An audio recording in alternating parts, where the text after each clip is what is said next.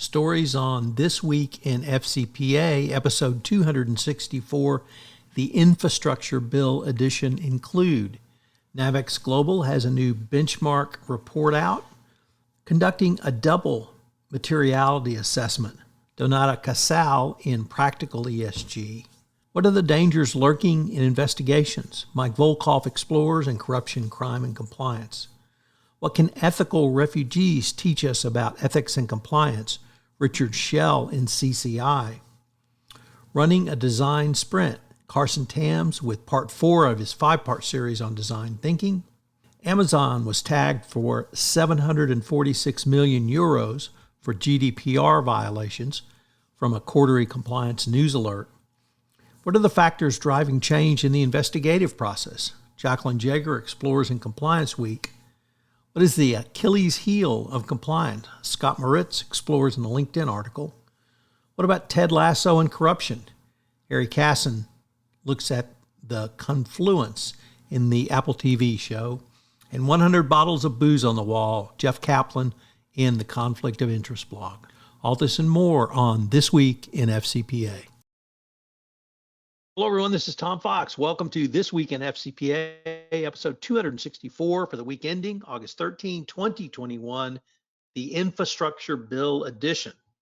As the Tokyo Olympics have concluded and the Biden administration passes an infrastructure bill, Tom Fox, the compliance evangelist, and Mr. Monitors himself, Jay Rosen, are back to look at some of the week's top compliance and ethics stories, which caught our collective interest on This Week in FCPA, the Infrastructure Bill edition. So Jay, what say you? I say let's start building on this week's stories and let's hit the first one up.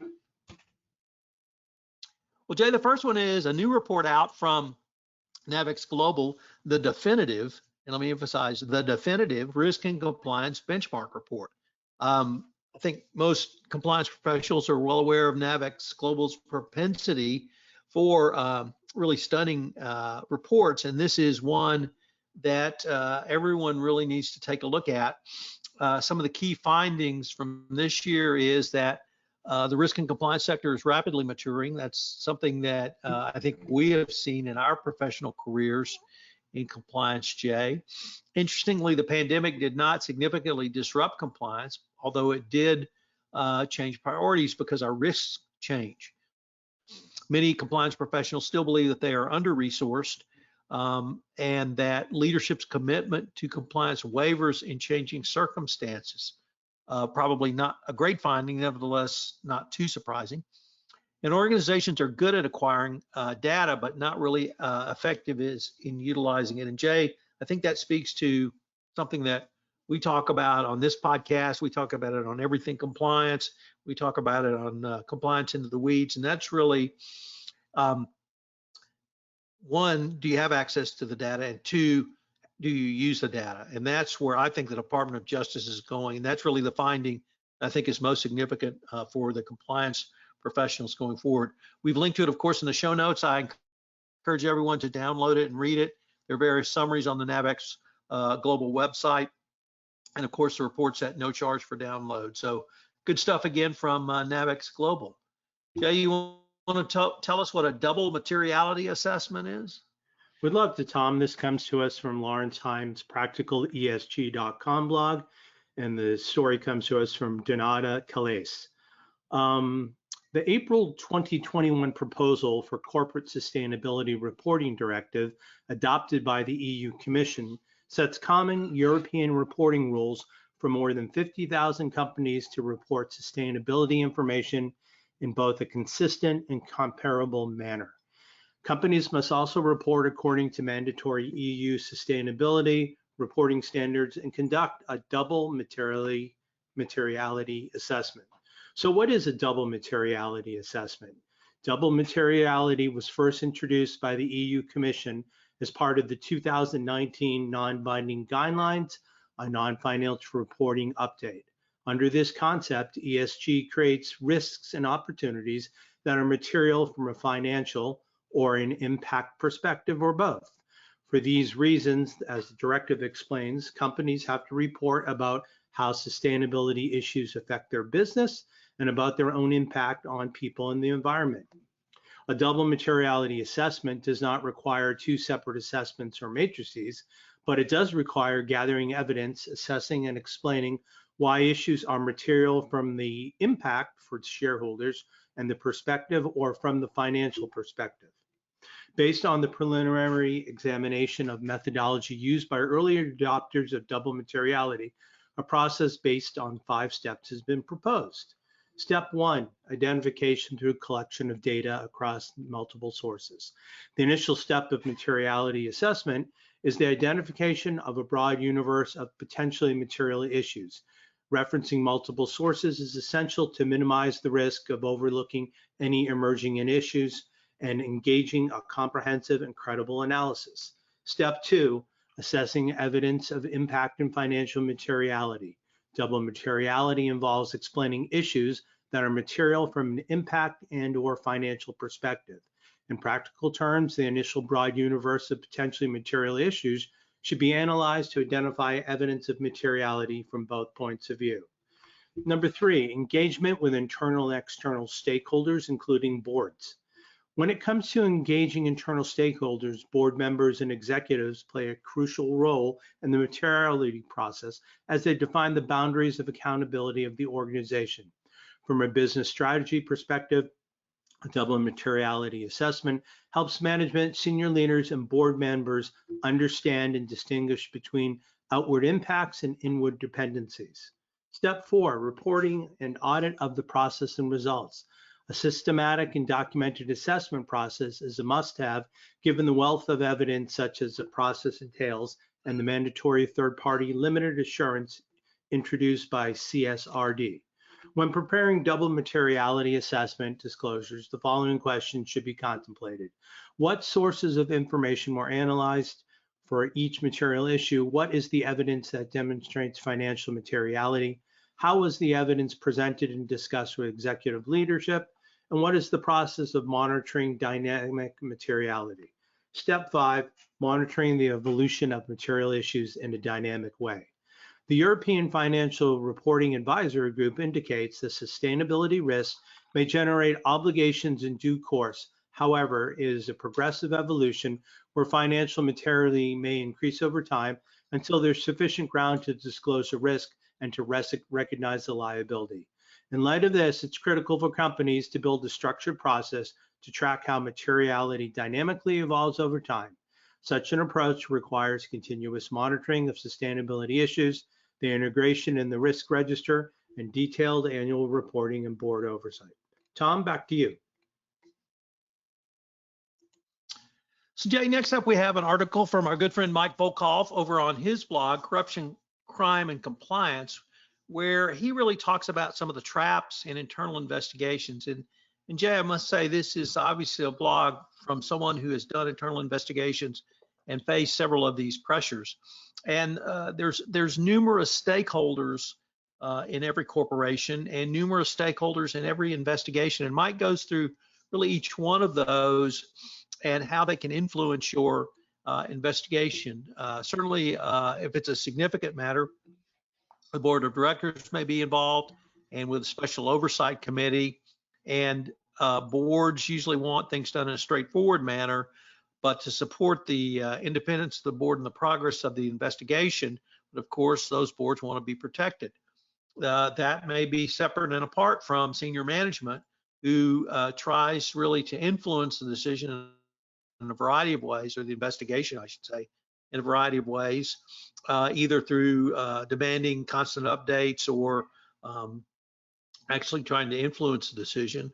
Of course, the people that are being investigated may feel like they're being thrown under the bus, and they may lash out or bring forward information, or even go directly to a regulator. They can go to the Securities and Exchange Commission or other regulator, or if they're potential criminal liability, they can go directly to the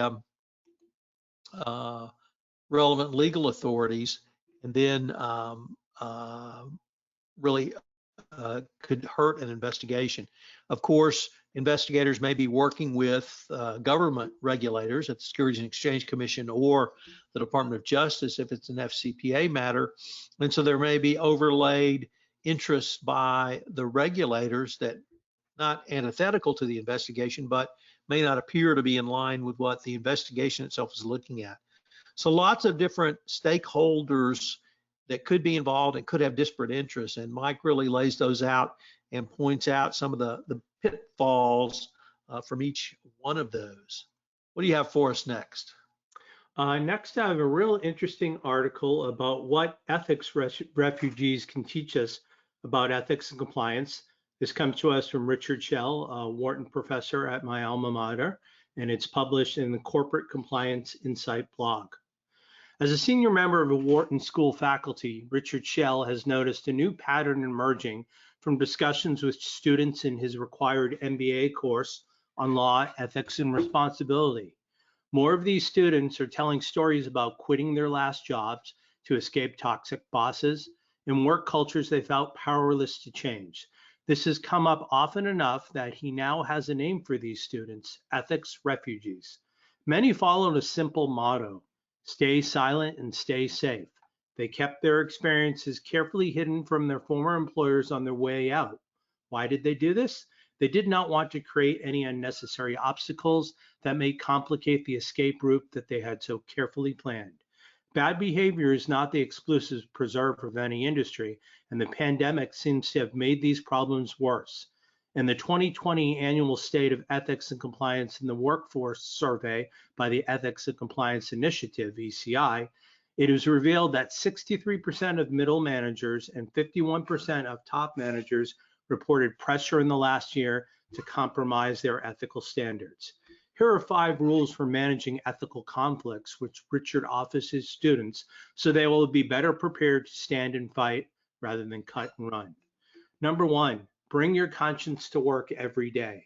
His ethics refugees have reminded him that for individuals, the battle for an ethical culture is won and lost at this very basic level.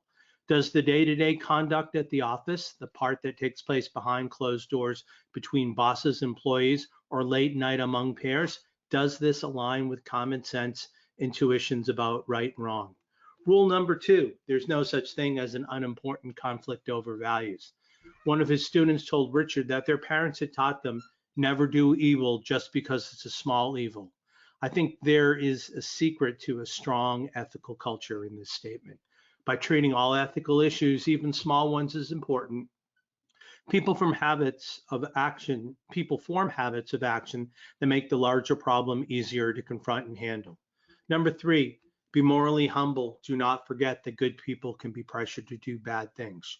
Sharon Watkins, the internal auditor who helped bring to life the massive Enron corporate fraud in 2001, once said that you need only 3 things to create an ethical crisis: pressure, opportunity, and a face-saving rationalization.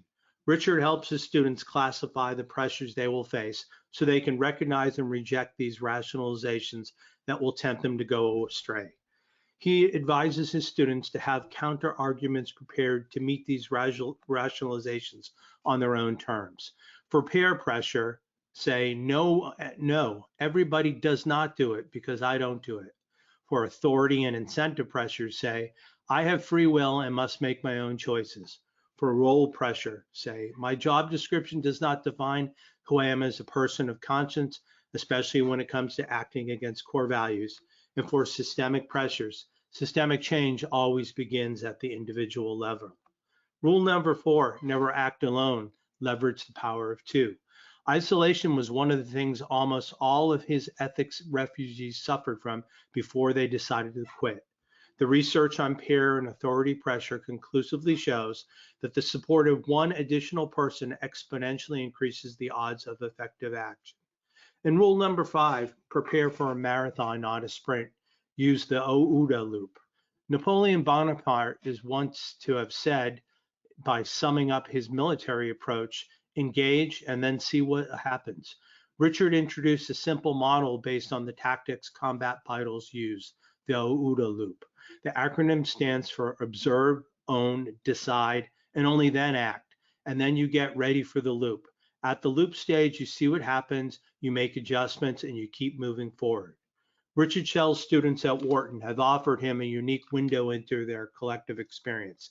His conclusion, these are people every firm should want to welcome into their ranks because they care deeply enough about the values to trade their financial security for a chance to pivot for truly ethical cultures. Tom? Jay, you have just cited to perhaps my favorite word ever, OODA loop. So kudos. Didn't know you had that in you. Didn't know that was part of the Wharton thing. Very good. The second other person who's his most favorite word is Matt Kelly. So kudos to Mr. Rosen with the OODA loop. Excellent. Jay, next up we have part 4 of Karsten Tam's fabulous 5-part series on design, thinking, meeting, ethics, and compliance. And today he talks about, or rather in this post on LinkedIn, which of course we cited to, he talks about running a design sprint. There's really 3 parts to this: problem discovery, idea discovery, and solution discovery. He's got a case study of a E&C professional, a CCO, who used this process in her company. He details that and really talks about the steps you need to take, defining the problem, and then brainstorming ideas, and then selecting the most promising, putting prototypes in place, testing those prototypes, and then rolling out. So once again, Karsten really lays out the protocols of design thinking in a way that I think every compliance professional can understand and, more importantly, use. I got so fired up by this that Karsten and I are going to start a design thinking podcast. So look for that coming out probably in early September. But once again, part 4 of a 5-part series. So we'll be interested to see part 5. Jay, what do you have for us next? Next up, Amazon is tagged for $746 million for GDPR violations. This comes to us from a Cordery compliance client alert from our good friend from Everything Compliance, Jonathan Armstrong, and his colleague, Catherine Ayers. Client alert: Amazon fined 746 million euros by the Luxembourg Data Protection. Here's what we know so far. The fine came to light from a disclosure on July 29th of this year that Amazon made to the US SEC in accordance with listing rules. This is becoming an increasingly common way for the public to first hear about sizable data protection fines. For example, ICO's action against BA and Marriott first became public through a stock exchange filing. It seems that the CNPD had told Amazon of their fine on the 16th of July. We do not even know yet which GDPR provisions Amazon has been found to have infringed, but it appears that the action came off the back of a complaint in 2018 from French privacy rights group La Quadrature du Net. Amazon had its EU headquarters in Luxembourg, making CNPD its lead supervisory authority. The action relates to Amazon Europe's core targeted advertising practices. Amazon has focused on the security aspect and denied that there has been any data leak. So what's the relevant context here? This is much bigger than just a single, quote, data breach, unquote. It strikes at the heart of the system used by big tech companies to target consumers with advertising. These types of advertising practices involve widespread sharing of high volume of user data and numerous players across the ad tech ecosystem. And the main concern raised by the regulators and privacy groups centered on 2 things. First, the inadequacy of technical and organizational controls, and second, the challenges associated with obtaining valid user content. Where does the fine sit in comparison with other GDPR fines? Until now, the highest fine was 50 million euros against Google. H&M was fined 35 million euros by the German Data Protection Authority, and British Airways and Marriott, as we stated above, were fined around 22 million euros. Does Luxembourg have a track record for GDPR enforcement? The simple answer is no. There has been no public GDPR enforcement in Luxembourg until June of this year. Since then, the CNPD have announced 26 decisions, including 6 where fines have been levied. What will happen next? We'll need to take a wait and see approach to see if the decision is published or how much additional information is released into the public domain. We will also need to see the basis of appeal, as we've said before, often have a good chance of success under GDPR. Fines are also not the only enforcement action the regulator can take. For example, injunctions can be ordered to compel an organization to take action or to cease certain actions. If Amazon is forced to change its data practices, this is likely to be way more disruptive to the business than a simple 9-figure fine. Tom? Jay, next up, we have another article on internal investigations, and this comes to us from Jacqueline Jaeger, our colleague over at Compliance Week. Jay, I should also note that for the month of August, Compliance Week is having an open house, which means the firewall is down. So you can, we typically have to say that a subscription is required to review Compliance Week articles, but this month we get to say, go check it out. So if you're not a subscriber to Compliance Week, go check out Jacqueline's article and everything else that's available on the Compliance Week website. But she looks at factors which are driving change in the corporate investigation process. And unlike Mike's article or his blog based on his experience, this is based on a Compliance Week survey. And it details the types of investigations that are ongoing. Regulatory investigations, cyber, third party, and data privacy lead the way.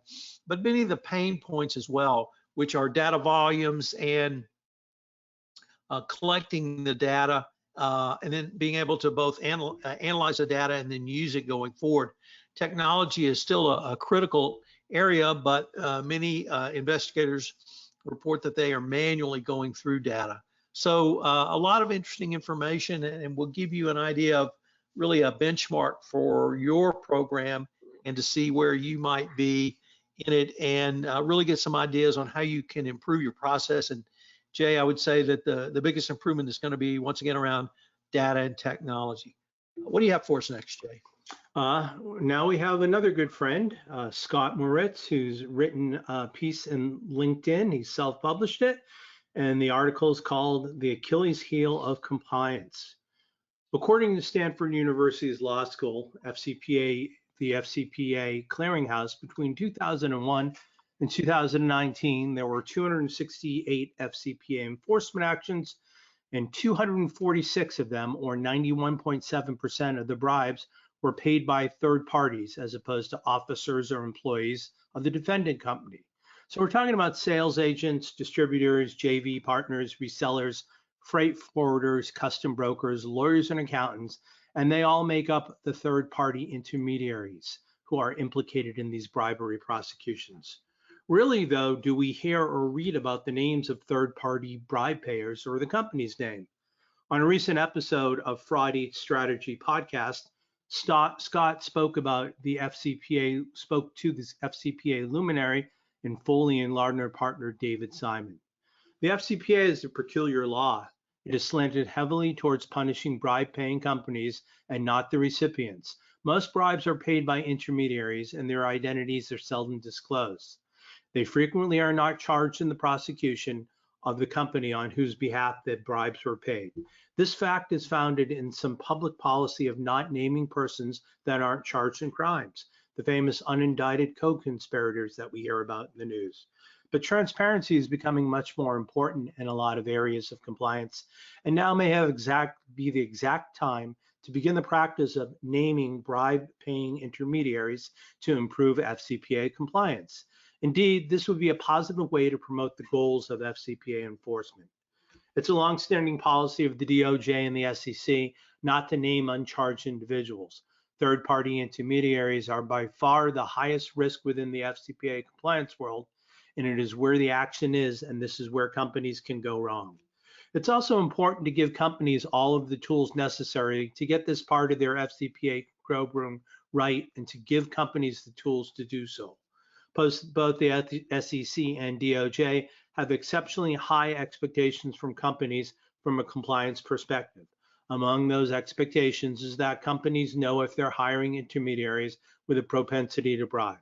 The benefits of naming bribe payers would be immeasurable. It would give companies who are trying to act in good faith, trying hard, and investing in tremendous resources into avoiding bad actor intermediaries another powerful tool in their toolbox. While there may be some due process concerns, they are probably lower in most circumstances since the intermediaries are typically non-US citizens or companies. Regulators could easily set up a system that would include some due process protections. Investigative due diligence is a tool in the FCPA compliance program arsenal. The fact that bribe-paying intermediaries who played a role in one or more major FCP cases but are not being afforded the kind of protections as though they're in the witness protection program is undermining transparency surrounding the payment of bribes. The timing of creating such a database of bribe-paying intermediaries coincides nicely with the recent passage of the Corporate Transparency Act and a global push for increased transparency. Having such a list will make investigative due diligence appreciably more effective since the identity of bribe-paying intermediaries and the individuals behind them will bring some much needed relief to the beleaguered chief compliance officers struggling to manage their third-party risks. A very thoughtful read, and we link to it in the show notes. Tom? So Jay, I think it's well known within the compliance profession that you are a recovering screenwriter. Did that screenwriting career blend over to television, or were you strictly a movie guy? I did have some time in the chair at UTV at the University of Pennsylvania, so I did some TV too, and I also actually did some TV broadcast reporting. But I would say most of my chops were cut doing film. But what do you have to tell us about Ted Lasso? Well, and I really wanted to use that to introduce Ted Lasso. First, I want to give a kudos call out to the author of this blog post, Harry Casson, and appeared, of course, on the FCPA blog. Harry and I watched the same show. We saw the same thing and we had the same thoughts. He wrote a blog on it. I did not. So kudos to Harry. And part of the story from this week's or the past week's Ted Lasso, it releases or drops every Friday night on Apple TV, was allegations of corruption in the energy space. And oh, we have a guest. Come on in. No, bring them all on in. She disappeared. For you listeners at home, we just had a guest on the podcast, but apparently she was too shy to join us. Nevertheless, it was a environmental pollution claim in Nigeria by a fictional oil company who owned a sponsor of the soccer team. One of the stars of the team is from Nigeria and appeared in the sponsor's commercial. And he was chastised by his father for doing so. And then in a series of events, the team covered over the logo of the sponsor. The owner of the team called the sponsor directly, and the sponsor told him to fire the player, which she did not. So it was a really good example of a real life. It was fictional, of course, but it's based on real life of environmental pollution in Nigeria and corruption of Nigerian officials, allowing it to be covered up. So I don't know if life imitates art or art imitates life, but Harry's point, I thought, Jay, was very proficient that being involved in pollution or corruption certainly can get you in trouble with regulators, certainly can have FCPA or other legal implications, but it can have wider implications for advertising, for your reputation, and it can be several levels away from where the original pollution or corruption occurred. So kudos to Harry. I thought he drew some great lessons from the show. If you have not seen Ted Lasso, I can only say get the Apple TV. It was at the recommendation of Karen Woody on an Everything Compliance podcast. And my wife and I sat down and watched season 1. It was just hilarious. It's a fish out of water in the very best way. We've started season 2. It is some of the best screenwriting I have heard in quite some time. And the alliterations and the allusions are just incredible. So kudos to everyone on Ted Lasso, and kudos to Harry for teasing out this lesson for us, Jay. What's our last story of the day, Jay? This is entitled by Tom, 100 Bottles of Booze on the Wall, 100 Bottles of Booze. comes to us from our friend of the podcast, Jeff Kaplan, who writes in his Conflict of Interest blog. According to recent media accounts, the State Department is looking into the whereabouts of a $5,800 bottle of Japanese whiskey that was gifted to former Secretary of State Mike Pompeo.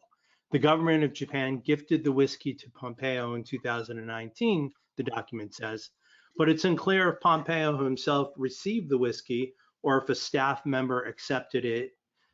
Pompeo said Thursday that he never received the bottle of whiskey and that he has no idea it was missing. Time will tell what happened here, or maybe not. Jeff's best guess is that he did get the bottle for the presumably simple reason that none of his subordinates would want to risk hiding it from him. In the meantime, this is a good occasion to revisit conflict of interest, which is an area fraught in gifts and entertainment. Here, let's consider two items. First, there is the issue of double standards. Jeff once asked students in an executive MBA class if they thought their employer organization should have restrictive gifts policies.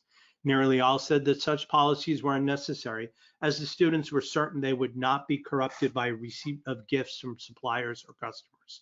Jeff then asked if the school should allow teachers to give gifts and entertainment from students. And as you can imagine, the response was very different. Note that the double standards aren't always a bad thing, but often they are. Second, there is the argument that the recipient wouldn't sell himself for relatively small amounts of monies or goods. This issue was raised several years ago in a particularly grim way by a study which, quote, found that both deaths from opioid overdose and opioid prescriptions rose in areas of the country where physicians received more opioid-related marketing from pharmaceutical companies, such as consulting fees and free meals. Another study showed that the receipt of a single industry-sponsored meal with a mean value of less than $20 associated with the prescription of promoted brand name drugs at significantly higher rates to Medicare beneficiaries. Note that while these studies took place in the life science areas, they are potentially relevant to promoting compliance in gifts and entertainment in industries of all kinds. Finally, a study by Julian Zlatev and Todd Rogers contributed in a potentially important way to our knowledge of what makes giving gifts and providing entertainment effective. They found, somewhat surprisingly, that providing the recipient with an opportunity to return a gift increased the likelihood that she would respond positively to whatever the giver was seeking to have her do. This is a phenomenon called the returnable reciprocity, and it may work by triggering feelings of guilt in recipients who have the opportunity to but do not return the gift. None of these prove Pompeo's guilt in the whiskey affair, but it suggests that the affair might have been part of a larger tawdry picture. Tom, let's take a look at this week's podcasts and events. So Jay, first of all, extraordinarily thrilled to announce the 200th anniversary of Innovation and Compliance Show. And I celebrated with Dan Skolnick from Acuity, and we talked about fighting financial crime. It's a new month, so I have a new guest on The Compliance Life. It's our good friend, Courtney Nordrum, my co-host of Survive and Thrive. She's also the CCO at what we in the South would say is the Deluxe Corporation. And she has a really interesting journey from Red Wing, Minnesota to Israel and beyond in episode 1. Richard Lummis and I are continuing our exploration of Plutarch's lives for you history aficionados out there. We were going to do a 10-part series, but we've fallen in love with Plutarch's lives so much, we're just going to do the whole book. So if you love Roman and Greek history, this is the podcast for you. Jay, you have some announcements for us? Sure do. For the month of August, we have a new podcast from the Affiliated Monitors Integrity Through Compliance podcast. Normally each month, we introduce our readers and listeners to members of the AMI team. This month, in addition to our web spotlight feature with my colleague Deanne Conroy, who is a compliance solutions manager, she also appears in a podcast which we released on Wednesday, and you can find that either through the show notes here or going directly to affiliatedmonitors.com.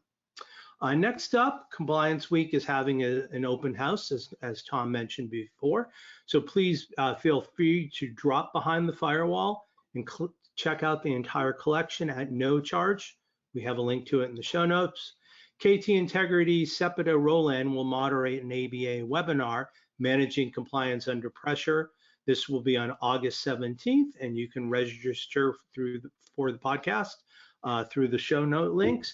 And finally, Tom's Compliance Handbook, the second edition, has been released.